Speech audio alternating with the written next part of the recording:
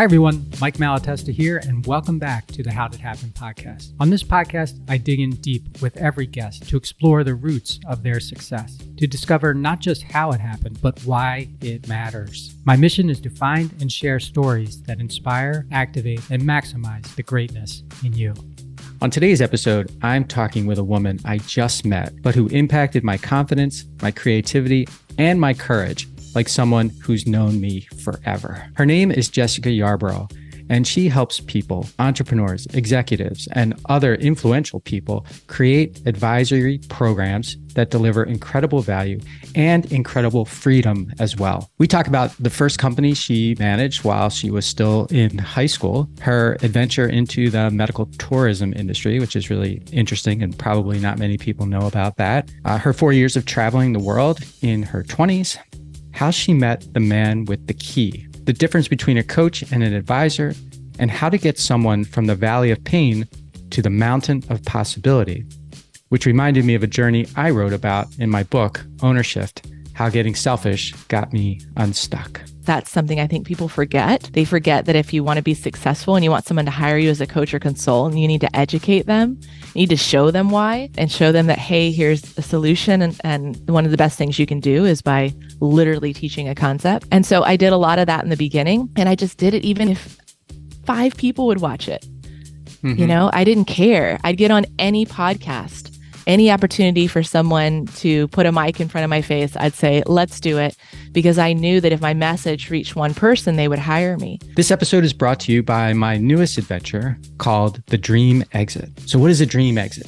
A dream exit is 2 things. It is preparing your business to sell for its maximum value, and more importantly, preparing yourself as the entrepreneur or the business owner for maximum meaning and maximum purpose in your post-sale life. Those 2 things rarely happen. In less than 90 days, I help entrepreneurs create a playbook and prepare for and achieve the dream exit they deserve and earn, but that so few actually ever get. I'm out to change that. If you're an entrepreneur or a business owner with annual sales between 5 and 100 million, and you want your dream exit in the next few years or sooner, email me at thedreamexit@gmail.com. And now, enjoy this episode with Jessica Yarbrough.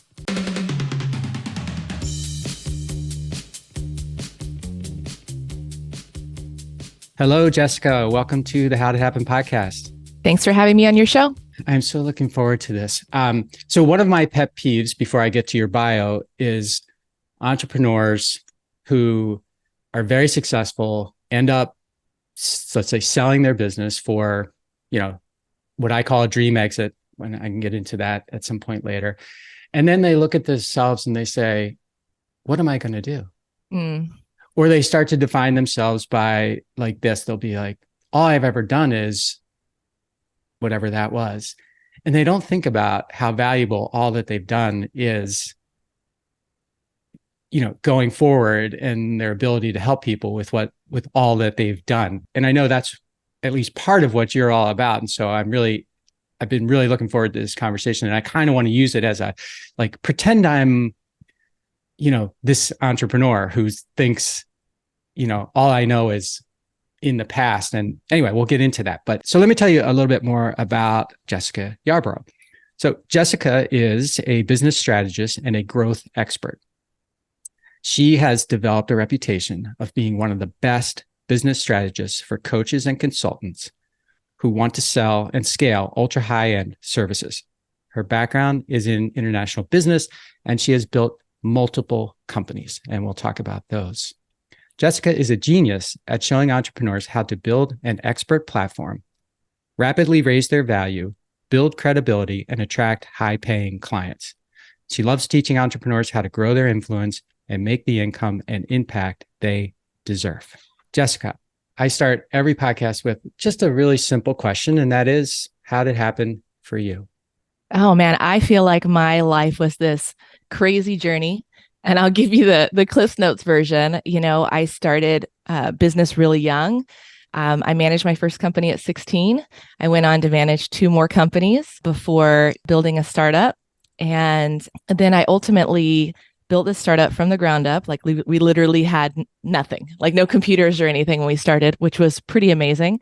And then I went on a trip to Asia. I met one of my friends, and I had what you could call it a spiritual awakening, where I realized, okay, this is incredible. I've focused so much on working and achieving at such a young age, and I want out. I saw another path open where, hey, I want to explore the world. Let me see where this goes. I'm still young. I don't have children. And I came back and I walked away from that company, gave up everything, and bought a one-way ticket to Southeast Asia. And I spent the next 4 years traveling the world, diving into spirituality. Oddly enough, I did pick up consulting again, which is funny and a proof that no matter where you live, there is opportunity if you have a skill set. And realize, hey, what am I doing? I need to explore this other aspect of myself.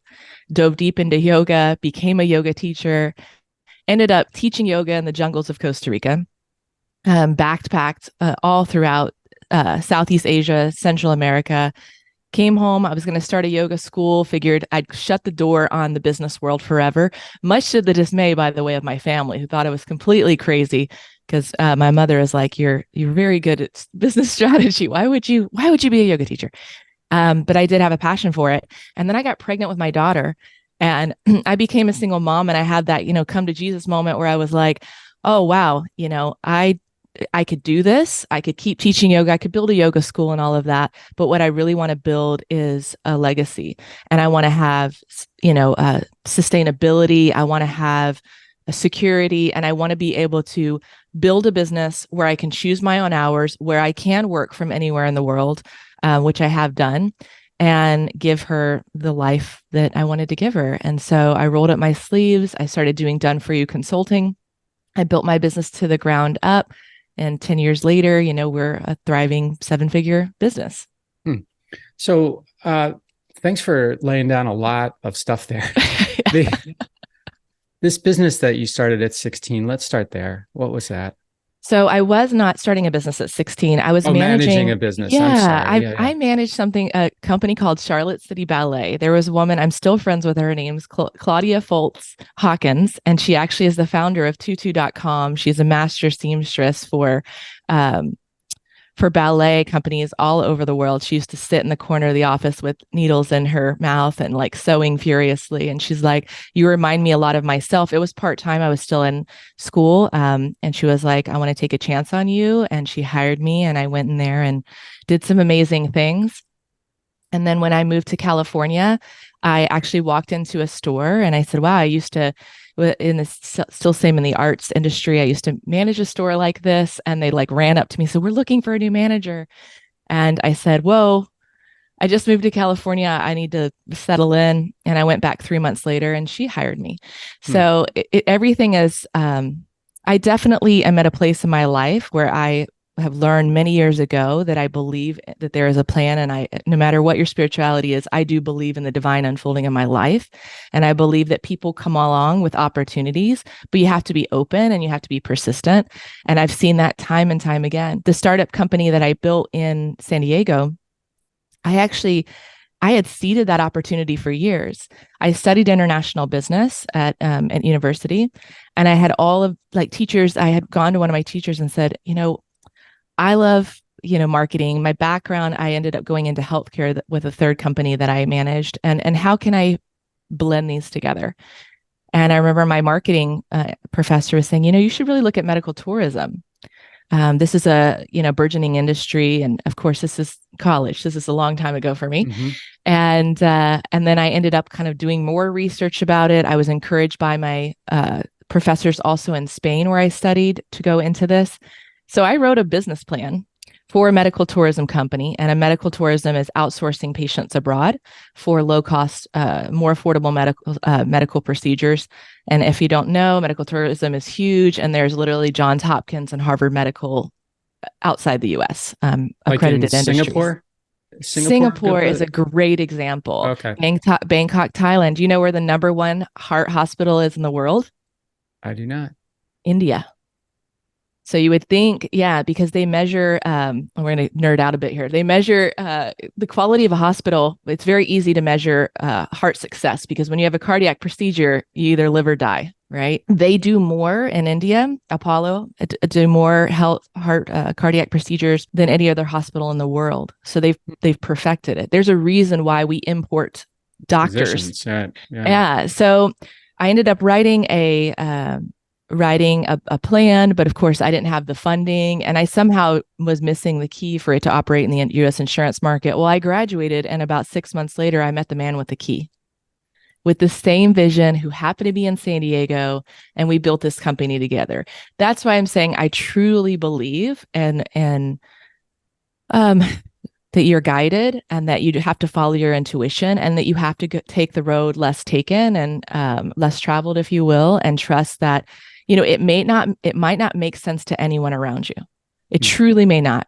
But if you have this gut feeling like I'm supposed to do this, that is something guiding you. It can be your higher self. It can be God. Like I said, whatever it is, your intuition, but you need to trust that because a lot of times entrepreneurs, it is an isolating experience. They may feel like those around them don't understand them or their choices. And I think a lot of people grow to an old age or even to their grave with a lot of woulda, shoulda, wish I could have, Right.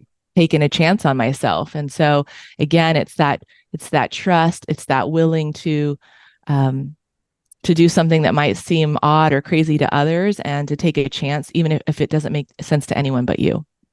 And when it comes to intuition, so I can't remember the guy's name, but I had another guy on my podcast who talked about intuition as being the number one thing.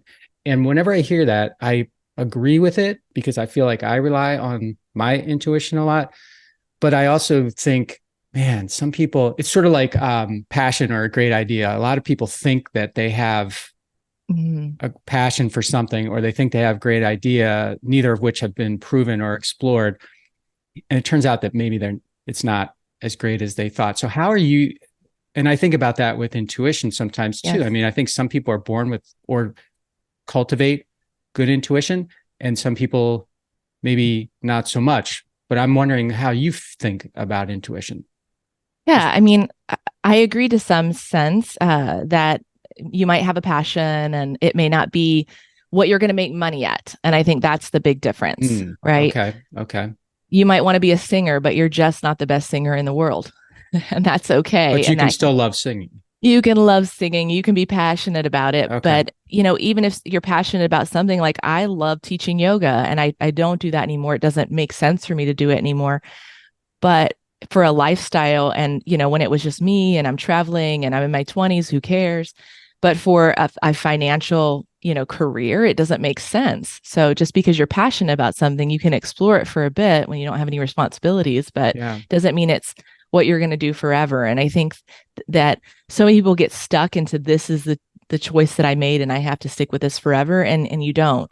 And you also need to be aware of what your choices were. Like if you made a decision, let's say, to become a doctor or whatever it may be, because there was this societal pressure or familial pressure, you need to make a decision like, is that really what you want 20 years from now? And if it's not, get out, go consult. I mean, lots of companies will hire doctors to consult on technology. Go work for a startup. Go do something different if it's not your thing.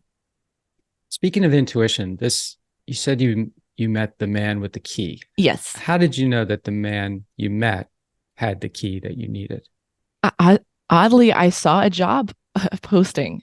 I just think out of all how many billions of people in the world, that this person happened to be in San Diego and literally had the same vision as me. I mean, that's why I truly believe in those moments. And I truly believe that the people that come into your life do come into your life for a reason or a season or whatever it may be. And you have to trust that and you have to go with that. There's many lessons to be learned in this life, but there's definitely opportunity. And I've learned that from recreating myself over and over again. You said a reason or a season. I like that. That's really good. That is really good because it could be a time or a purpose. Yes. a time or a purpose, or maybe a lot of other things. So when you went to Southeast Asia, was it Yes. initially, you said you went with a friend, but was it related at all to what you were doing with the medical tourism or? No. Okay. No, though I did end up connecting with some of our hospital partners. I have a friend, Judy, who's the head of marketing, one of Bangkok's hospitals. So I did, meet up with her, and that was cool to meet in person. No, my best friend joined me for a month. She ultimately had to come back into reality. But I was literally traveling and exploring. I had already traveled a bit, in my life. I'd gone to Costa Rica, I've gone to Mexico. I had lived in Spain and went to university for a year there Hmm. and traveled around Europe. So I had already had the travel bug, and I just felt like there was more to explore. I think what's unique is I was so focused on career even at a young age. Like, even when I was younger, I wanted to be a doctor, which I learned I didn't want to be a doctor by volunteering in a hospital at the ages of 13 and 14 in the summers. Like, that's how I spent my summer. Not a usual thing, I think, for someone that age to do. And I ended up working at all different departments of the hospital, like long-term care, pre-op, not fun, patient room, waiting room, really not fun. And so I got to explore all these different aspects and really get into what is it like to be in a hospital and what do people go through on a daily basis, the staff. And I just learned over those 2 years that I didn't want to be a doctor. So it was a really empowering experience. But my point was, even at such a young age, I was like hungry to dive into what my career path was, right?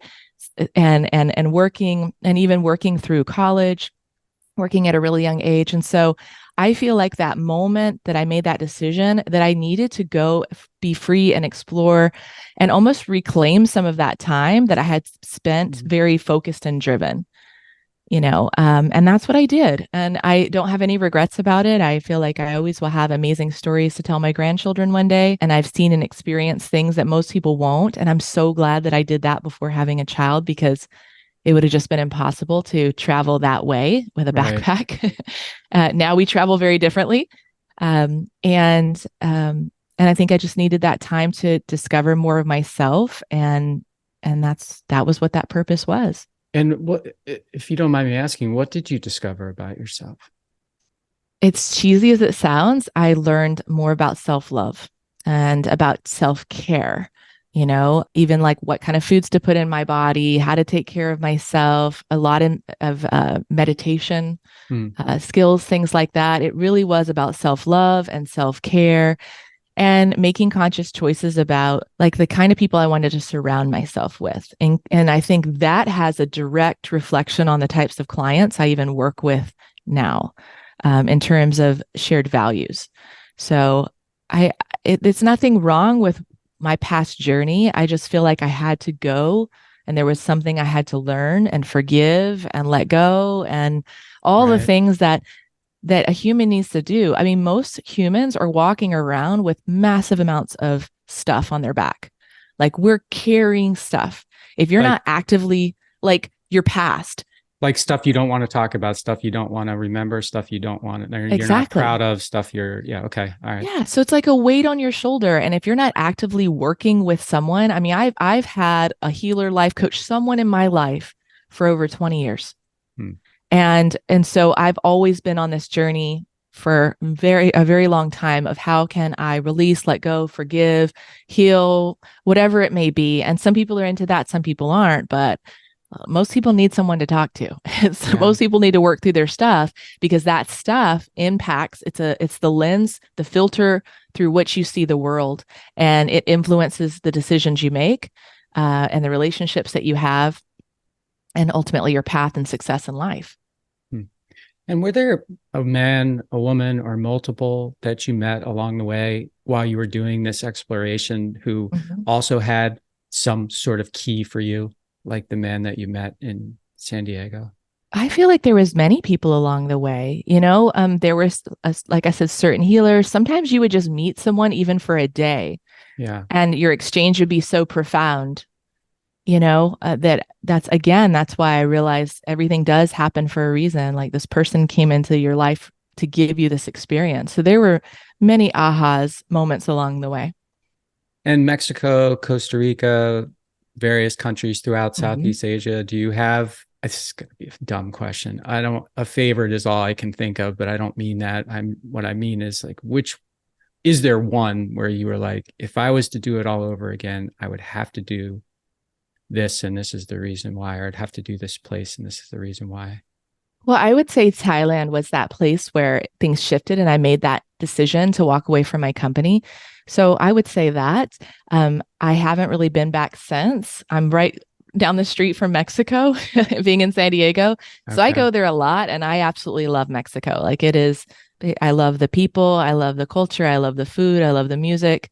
It's a really beautiful country. So different reasons Okay. for enjoying those two places. And where in Mexico do you like to go?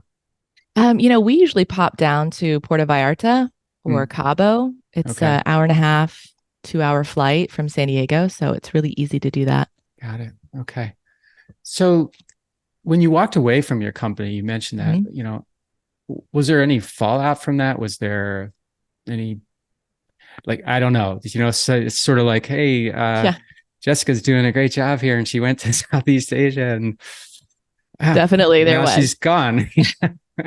Yeah. I mean, I will say my decision was not, first of all, it was not supported by my family. And they're fine now. My parents love me and all of that. But I'm so glad to anyone listening and thinking about making a crazy decision, really be mindful of who you discuss it with, because most likely they will talk you out of it. And so everybody thought I was crazy. Like, what are you doing? Why would you give this up? Why would you walk away, etc. But I just had to do it. So I actually came home making the decision and then I told them. And I realized that if I hadn't been firm in my decision, they would have taught me back into staying, Hmm. including the company. And so, yeah, it was pretty shocking. But again, it's what I had to do. And I Yeah. knew that in my soul. My soul said, you have to do this. And I knew that I was going to be okay. That's the thing, no matter all the twists and turns, because when I built my company and I had my daughter, I was like, had no money. I Hmm. had walked away from the business world. I've been, traveling for 4 years, teaching yoga. It's not like had stockpiles of money, you Right. know, Sure. and it was fine for me. I was living or whatever, but, and I knew I was going to be okay. And there was that trust in my abilities and knowing that there's a plan and that if I just stuck with the entrepreneur ship game for the long run, that it would pay more than a job would ever pay. And I also had to look at, what I wanted and I knew I could have gone and got a marketing job. Even though I'd been out for 4 years, I'm sure I could have picked up a marketing job really easily, which by the way, my parents encouraged me to do. And I was like, no Mm. way. Yeah. And so the harder path is what I chose. It was much harder. It would have been easy to get a marketing job. You know, it would have been easy in terms of instant financial security. It wouldn't have been easy because I had experienced this massive freedom, right? Like I had experienced that ability to travel. And, kids get sick a lot. Kids need you. Having 2 weeks of vacation, having, to drop my kid off at daycare when they're sick or anything. I didn't want to experience that. And so I chose maybe what it would be the harder path in some regards, but easier in terms of my values. And I rolled up my sleeves and I did the hardest thing I've ever done in my life, which was to build a company while raising a child on my own. Mm. And if I'm connecting this correctly, you had your child Yes. and that was sort of a defining moment, not just Yes. in your life, but in your like, what am I going to now? Yes. What should I do? And you used the word legacy. You were thinking about legacy, and that's an interesting word to be using at that time in your life, much younger time than I typically hear people starting to use that word legacy. So I'm curious, what got you thinking about legacy at a time when you were just reinventing? I don't know if reinventing yourself is the right phrase or not, but Coming back to myself, yeah, maybe in coming some back. ways, it was Okay, like a coming back. 180. Yeah. Okay. Yeah. I just feel like I'm an old soul. I feel like I did crazy things and I lived a lot, before the age of 30 something. I just had a lot of experience. Yeah. And so I wanted to create something where I didn't have to worry about money. I wanted to show my daughter what was possible and be that role model for her.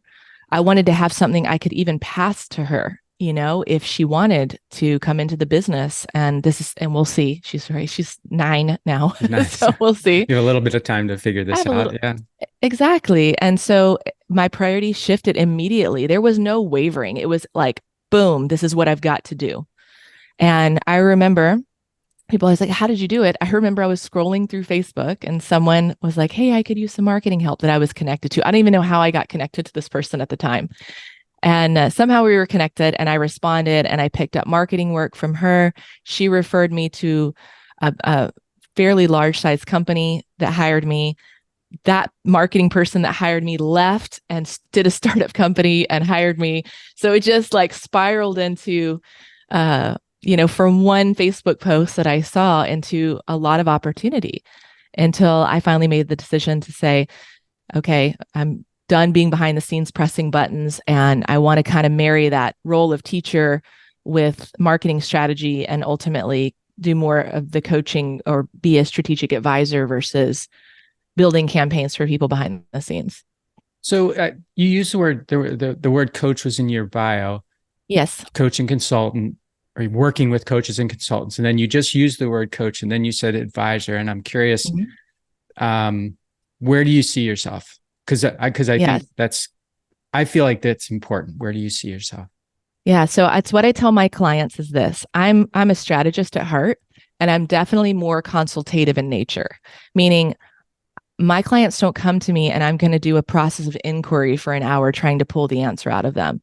If you look at pure coaching, in its essence, I do very little coaching, maybe 10% coaching, especially if there's resistance to something I'm presenting, then I'll coach around why and or if we're unlocking some of their genius in the beginning that we're going to build their business around. But in general, people come to me and they say, Jessica, just tell me what to do. And I lay out a plan. And so in that way, I'm very much like, do this, do this, do this, do this. And that's that strategic advisor or consultative role with some coaching if there comes a block or resistance that comes up. Some people don't do that. They just go through a process of inquiry. And that's not what my clients hire me to do. Okay. We talked about it in the bio. I said, well, you help entrepreneurs basically create new value. Well, you used the word coming back, help them come back. So how did you, I guess I'm just going to ask, how did you have the courage to make that choice? Not, I know you had the stuff going on, but then you separated yourself for so long. And I feel like when you do something like that and you try to come back, you're kind of like you said, I could get a marketing job, right? How did you have the courage to come back and do this with confidence? Well, I mean, definitely when I came back from 4 years, it was pretty overwhelming because so much had changed. I mean, you can imagine like the emergence of more social media. I mean, when I was traveling in Asia, we didn't have smartphones, right? Everything had changed. Funnels, like everything had changed. So I had a pretty hefty learning curve that I had to do a lot of studying and catch up. And then when I was doing behind the scenes consulting, what gave me the courage was actually kind of getting frustrated, looking around, seeing my peers that had half of the experience of me, that were absolutely crushing it with coaching and consulting simply because they had the courage to put themselves out there. I gotcha. And I was like, man, if I want this, and this is what I tell, clients, I don't really work with newbies anymore. I work with established ones at this point. But, your first couple years, you've got to be loud. This is who I am. This is who I serve. This is how I can help you. And you have to do it over and over and over again. And so it was that willingness to put myself out there. It was that willingness to make terrible videos. I mean, they were terrible at first. My background, my lighting, I fumbled. I didn't care. I just got really visible and I started teaching, and I did a lot of going live stream and just sharing value, right? Just teaching, and people are blown away because that's something I think people forget. They forget that if you want to be successful and you want someone to hire you as a coach or consultant, you need to educate them. You need to show them why. And show them that, hey, here's a solution. And one of the best things you can do is by literally teaching a concept. And so I did a lot of that in the beginning. And I just did it, even if 5 people would watch it. Mm-hmm. I didn't care. I'd get on any podcast, any opportunity for someone to put a mic in front of my face. I'd say, let's do it, because I knew that if my message reached one person, they would hire me. And I remember being on a podcast one time, and I think I was the first one on her show. She only did 12. And I think I got like a $30,000 client from that podcast that ran for 12 episodes. It's You just, never know. you never know. And it was that willingness, though, again, to to to show up, even if it wasn't, perfect, even if I fumbled, even if I look back at those videos and cringed. I saw someone liking a video for mine. I don't know how they found it, from like 6 years ago. And how do they find it? They like 3 of my old videos. How did they find this awful thing? But they're still liking it. That's And legacy. yeah, there's your legacy. And so I think most people it's that the hardest part to entrepreneurship is just showing up. It's just like anything in life. Hardest part is not the workout; it's driving yourself to the gym or rolling out your mat. It's just getting started, and I think that's where some people struggle. They fear what people will think. They fear getting rejected. Newsflash: you're going to get rejected a lot. Right. Yeah. And sometimes people are just plain rude, and you're like, that's okay. You cannot take it personally. You've got to show up, because there is somebody out there who has a problem that you can solve. And it's a disservice of them to them to not let them know that, hey, you can help them. Right. So let's dig into this a little bit. The problems that you do solve, the opportunities that you help people create. Well, I'll just let you start, and then I'll take it from there. Yeah. So most of my clients are established coaches and consultants, typically with a revenue between 200,000 to 700,000. And the reason why is my program is Expert Accelerator. And if you don't already have credibility, like demonstrated excellence in your field, it's hard for me to make you an expert. I can't take a Starbucks barista and turn you into a 6-figure B2B consultant, right? Quickly.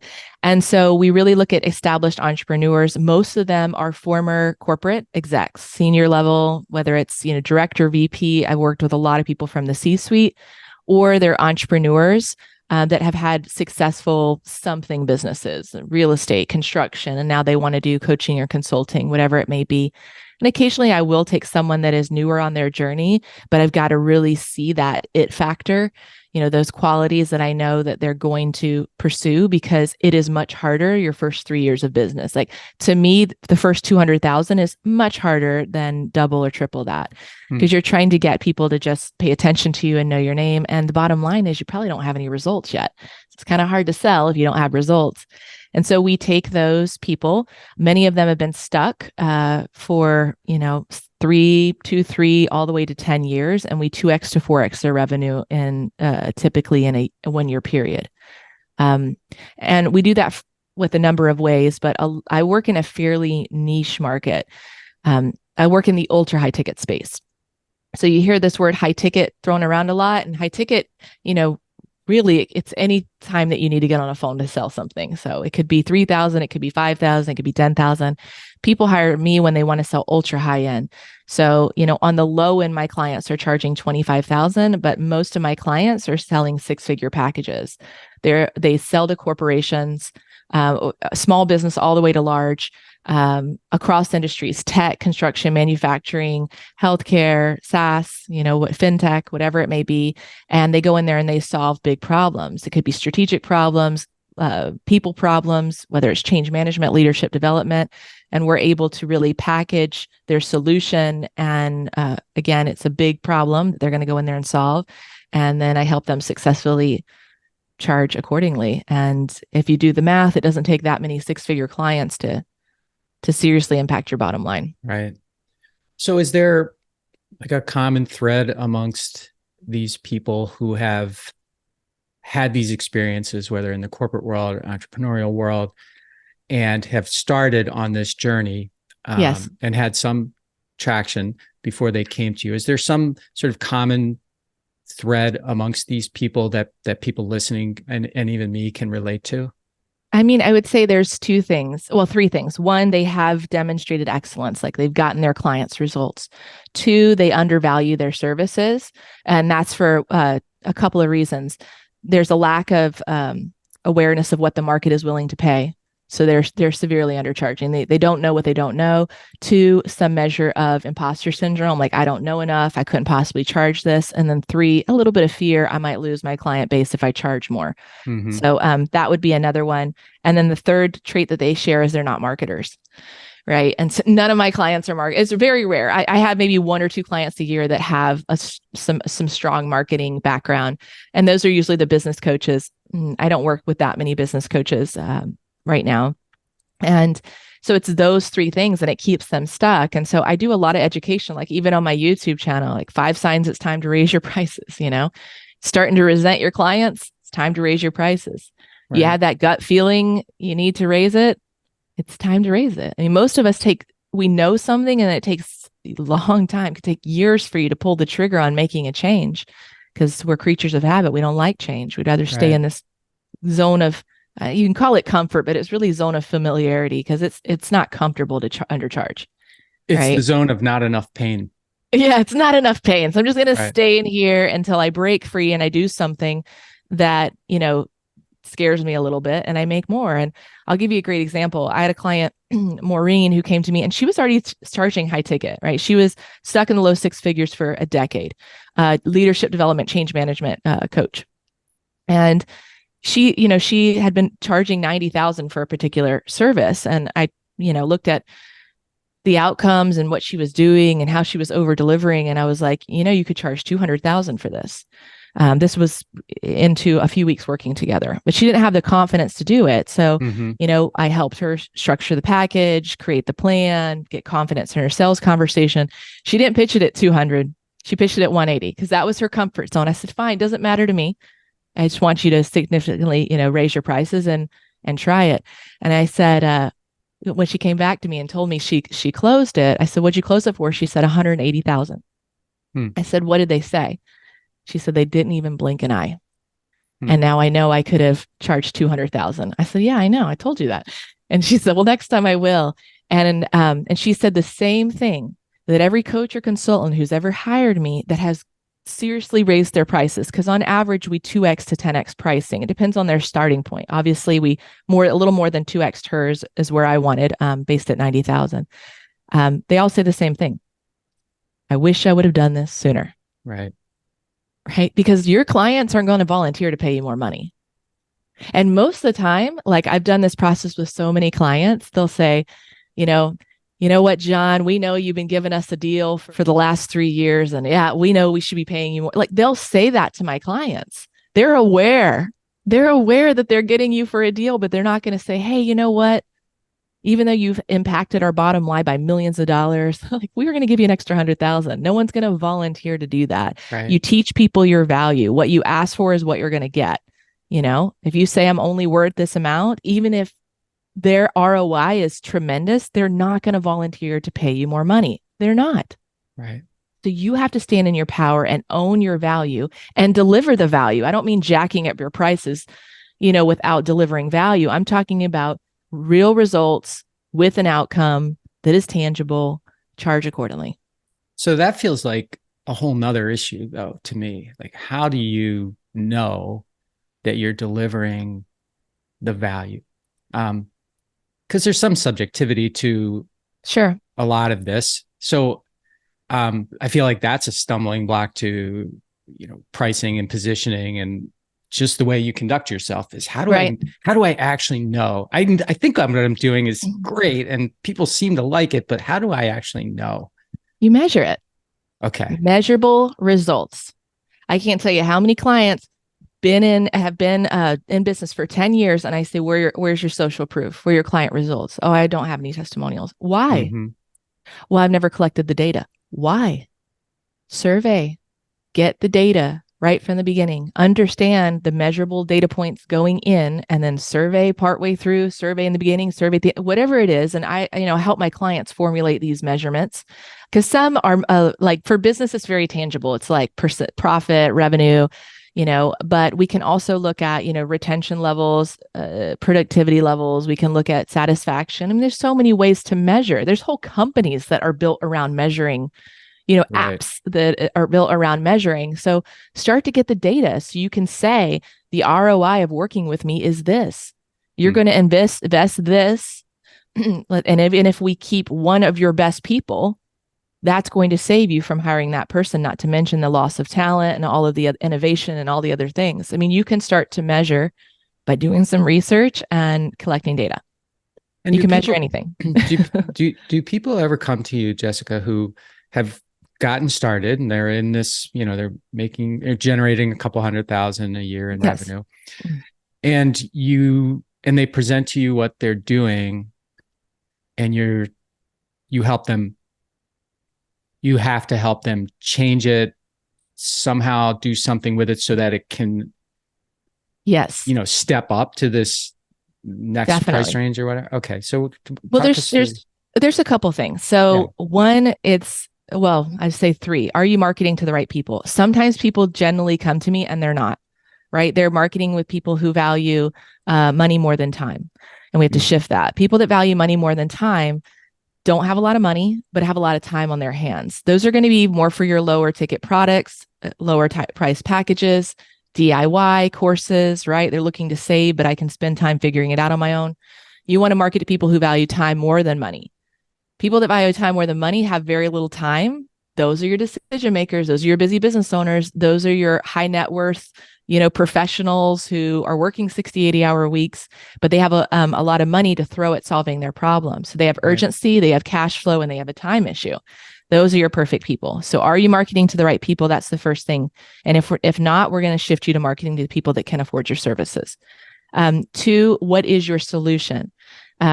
People come to me either without a clear-cut solution. Maybe they're just kind of figuring it out, having conversations, but there's no clear pathway. Or some people come to me with a pathway and we need to upgrade it. We need to change the way we message and position it. So they're essentially, when we create this next level methodology, when I think about a pathway, I'm talking about a step-by-step system that takes someone from the valley of pain to that mountain of possibility, right? And then your pathway becomes the bridge, the map, and you become the Sherpa. You're going to guide them up the mountain, right? So that they can avoid all those dips and the valleys and pains of frustration and years and money loss and whatever it may be. It's that shortcut. It's that bridge up the mountain. And so if you don't have a pathway, we have to create it. If you have a pathway that has weak positioning or irrelevant messaging, we have to change that. And maybe you're still doing the same thing, but we reorder it, or we change the names, or we create impactful messaging so that person that you're trying to sell to, that's in that valley of pain, clearly sees, oh my gosh, you are speaking my language. You understand and can articulate clearly and concisely. That's a big problem. It's communication with coaches and consultants. Clearly and concisely, not a meandering river, but straight to the point, what I'm struggling with, and you have a path out. Third thing, how you package that value, right? I understand you. I can understand where you're at and where you want to go. I have a plan. And then here's what it's going to look like. Here's our delivery. And the value has to be intrinsic. It has to be built in there, the perceived value of what you're offering if you're going to charge six figures. And absolutely. That packaging needs to be visual. I mean, written down. Yes, you would provide. I mean the pathway. I do recommend it. Visual. Yeah. I like to have a visual model for your pathway. I think we're visual in general, but it can be simple. You don't have to, I know I'm sharing all this. You don't have to have everything built beautifully to sell. I sold my first $30,000 and $50,000 packages off an ugly order form. I didn't have a visual, but I like to have a visual, and I think it's helpful to have it. I also think, the thing about the pathway is not only is it giving confidence and certainty to your buyer, which is what they're buying. They're buying certainty. Can you solve my problem? Do I trust that you have the plan? It's also going to give you that GPS to follow as the coach or consultant to say, I know if the outcome is we want these 3 metrics, right? Now I've got the areas that are going to drive that. We've got milestones. We're clear that when they've learned these things, we've done coaching around these things, we've done training, we've done accountability, they've achieved these micro steps, they're going to make that next leap. And so it's going to give you that guide as the business owner. So ideal client, pathway, package. All right. And when you were talking about pathways, you said valley of pain to mountain of, and the last word. Possibility. Possibility. I love that. That's as good as that earlier one that you said, a reason or a season. Yeah. Yes. So would you mind taking me back to this first sort of $30,000 or $50,000 sale that you made, Sure. you personally made, and sort of just walk me through what it was, how you were feeling, I just want to give people a sense of the possibility of what, what's possible with all that they've learned and all that they've done. What's possible for them going forward if they choose to, or if they sell their business, or if they, right, whatever. I just want to know. I want them to be in your shoes here. Well, first, let me say that I know I'm speaking from a place of high confidence right now, Yes. but that wasn't always the case. Okay. I had to go on my own personal journey, and I'll share a story real quick if we have time about that. So remember, I found that marketing job on Facebook, or it wasn't a marketing job, it's contract work, right? And I remember the person at the time kind of gave me a sob story, like, we're a startup company, we don't have a lot of funds. And I was like, yeah, no problem. I just accepted that. And I was working for them for nothing, practically nothing. And I remember they hired an outside consultant to come in, and they paid them a lump sum of a lot of money to solve an issue. And I was furious. I was furious, but it was the greatest gift this client ever gave me, because I realized if I don't see and own my value, no one else will. Right. All I had to do at that time was push back and say, this is what it is. This is what we're going to help you solve, lay out the plan, but I didn't. And so that was my first aha moment. And then I had lots of breakthroughs at 5,000, 10,000, building up to these higher end packages. And, so by the time I got to that 30,000, 30,000 wasn't a big deal. I think 50,000 was a big deal. I was pretty nervous about it because I had never pitched at that level. And it almost like, I don't even know. I was just so nervous because I didn't know if they were going to say yes, but I also trusted at that point. And they did. They saw yes. And that was definitely a pivotal moment in my life. I say more than the 30,000. I don't know what it was about that number, but the $30,000 clients actually came from teaching. They came from teaching live streaming. Again, like when I would get a whiteboard and I would just riff and teach a concept, and that is what ultimately got clients. And I had a conversation, and I could clearly, again, articulate their pains and where they wanted to go. And I had developed a solution that could take them there. I didn't have that, by the way, when I was selling a $5,000 package. I was kind of, just going through the motions. I'm going to get this there. It wasn't there. I didn't have this level of clarity. In order to sell at this level, you have to have clarity and a really well-developed strategy to present to the client. When I sold my first $50,000 client, I believe that was a referral. Yeah, she was a referral from two clients, actually, in two $30,000 clients. And, I had just raised my prices at that point when we had that conversation. But again, I was able to articulate the strategy and the pathway and really demonstrate my authority. And by this point, guys, I did have social proof. So, and that's what I'm saying. It's very different when you're selling at a higher level and you've got traction. It's much easier. And yeah, actually that client went on, and I think she sold her first $75,000 package in 6 weeks of joining. So it was a good experience for her right from the beginning. Nice. And the on your website, you have a like a 20-page white paper case study. And is it Maureen, the one that you were talking about, or is it Michelle? Yeah. So there's two different things. One, I have a case study, which is a 7-figure case study. It's my client. No, Maureen, I actually haven't written a case study on. It's on my to-do list. That's the consultant that we took to 7 figures in a year. Michelle was a business coach for the interior design industry. She was stuck at $300,000, $250,000 to $300,000 for 3 years. And we took her to $1 million during the pandemic, which was pretty amazing. So there's a 20-page case study that is in depth around that. But I do also have a white paper. at jessicayarbrough.com/influence. And that is a 33-page guide on a concept I've coined as the ladder of influence. And what that is there are 4 levels of influence that you need to reach in order to scale your authority. The bottom is the trap of the generalist, Jack or Jill of all trades, master of none. Second level is stagnant at specialization, and then they're scaling at expert authority, and so on. And so I kind of go through the challenges of each stage and what you need to do to successfully move forward through each of those, growth points as a business owner. And I did not read the 20-page yet, but I signed up for it today because I was so interested in reading that case study. Because I think you said, you don't have testimonials, you don't have proof, you don't have, people who know you know what you can do, but people who don't know you don't know anything about you, right? And so you have to give them something that they can latch onto so that they can convince themselves that you're the person, right? And for them. And you have to educate. So if there's another takeaway your audience can get right now, is that the higher the price point, the more education that needs to happen. If you are clicking on an ad for a $7 ebook or a $97 challenge or something, I don't do any of those, but if you were to click on those kinds of ads, you don't need a lot of information to make that purchase. Right. Pretty low end, good sales page. You're like, sure, $7, I pay that for a coffee, whatever it may be.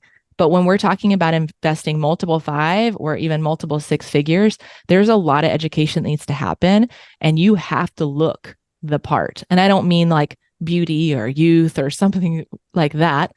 I mean, you have to show up in your materials, in your branding, in your messaging, and be positioned as a higher end coach. You can't have photos from the 80s or, dated, right, or a dated look or feel or anything, because they're not going to have trust in you if you have that image. And you mentioned these sort of lower dollar offers, and I always wonder about these, there are a lot of people who sort of work on a different kind of ladder. It's a ladder of, I'm going to start you here, and then I'm going to offer you this, and then I'm going to offer you this. And I keep walking up the price. It doesn't sound like that's what you do with the people you work with.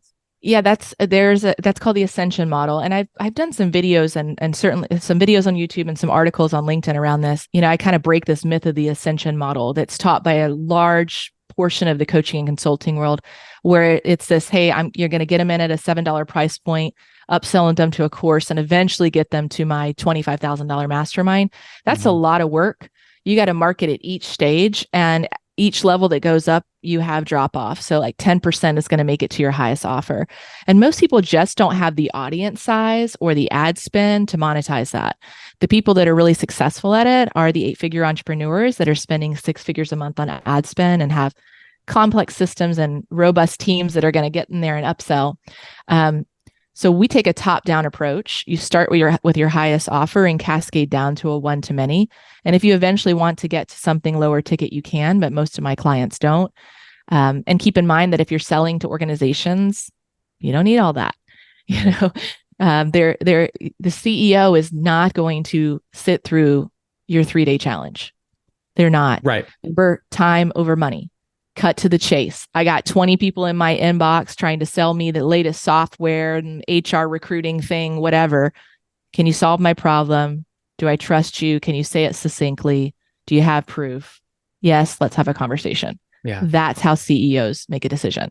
And I've heard people say that CEOs don't swim into funnels or whatever. They're not going to start at 97 or work their way. No. They're not. No, they're not. And I've literally had people who never log on to LinkedIn, happen to, see something of mine and don't have a social media following, don't really engage, don't have funnels or anything. I even had a client who pushed back, it was like an outreach in LinkedIn, and he said, I don't think you can help me. Because I already have a high 6-figure business, and he was doing $700,000 a year. I'm already selling $100,000 packages. And I think a lot of people would have shied away and been like, okay, and I was like, well, how about this? And I went through all the problems that I've seen people have in the high 6 figures. And he was like, wow, we need to have a conversation. That client became a $150,000 client and ultimately went to 7 figures. So, but again, because I understood the problems that highest level client had, and Not all of my clients pay that much or make that much, but I could speak directly to it. And where someone had come in and been like, you can't help me, I changed that and converted it into a client like that. Yeah. And so again, can you cut through the noise? Can you cut to the chase? And that's how deals happen. And it's almost like the fact that the person said, you can't help me, was almost a signal that they wanted some proof. Like it was like, yes, you can't help me. I'm sort of daring you exactly to help me. Exactly. And I've found, especially because keep in mind, a lot of my clients, I told you, are former C-suite, right? Yeah. And those people are going to push back. So right. It's not all the time. I had certainly like my client Maureen was wonderful. I reached out to her. She was like, we need to have a conversation. It was very simple, right? Like she didn't, but this other client, had that little bit of ego, was like, show me what you got. Like, because some of these people have very strong personalities. And so you have to be able to push back. Most people are just shy away from it. No, push back, challenge them. They love it. They love to be challenged. They want to challenge. I've had clients who are like making $700,000 a year. It's a good amount of money. And they literally hire me because they're like, well, I know I could do more. Why wouldn't? I want you to challenge me to do more. Show me it. Right. Not from a need. We're talking about former C-suite of major companies that have, plenty of money. But they just thought, hey, why not? Why not show me, challenge me? That's how I feel about me. Yeah. Why not? Why not? Yeah. Why not? If I'm already doing it, why don't I do it to its maximum potential? Or, if you can show me a better way, if you can show me how to maintain this high six-figure, because some of them, it's not always about more money, but cut my hours in half, I'm open to that. That's what we did with that client. He was working insane hours. We cut his hours in half and then scaled him. And that was more impactful to him than the money, because he got his freedom back. Yeah, which is priceless. Yes. So two final questions. One, yes.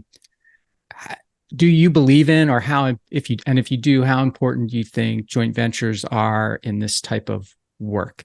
I personally did not have a good experience with a joint venture that I did, so I steer away from them. I know people that do a lot of those things. Yeah. And so I'm sure it works for some people, but I just say use caution with partnering with anybody on anything, because you don't know their background and their reputation, and that can cast a lens on who you are.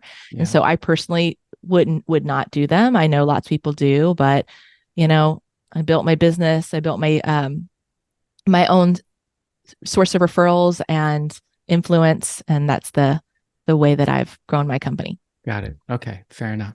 And finally, is there anything that I should have asked you that you wanted me to ask you, or that you want to talk about or leave with us before we go? I feel like we had such an in-depth conversation that we covered a lot. Okay. If anybody wants more information, I would say you definitely download my guides and follow me on LinkedIn, hit me up and let me know you heard me on the show, because I always like to know that. And follow my YouTube channel. I drop videos there several times a month. Yeah. And it's last name is Yarbrough. Yes. Yarbroughh. And you can find her everywhere using her name. That's right. Right? That's right. Okay. Well, Jessica, thank you so much for making time for us today and for sharing your wonderful story and your excellent advice and program for helping people, I guess, grow into who they can become. That's right. That's what you're helping people do, grow into what they can become. And I've gotten a lot of confidence out of listening to you. So I hope everyone who's listening has as well. So again, thank you so much for being here. And for everyone listening, please today, maximize the greatness that's inside of you. You all have it. Let's focus on it. Let's maximize it. And let's make the future, your property, something that you own and are very proud to own. Until next time, thanks.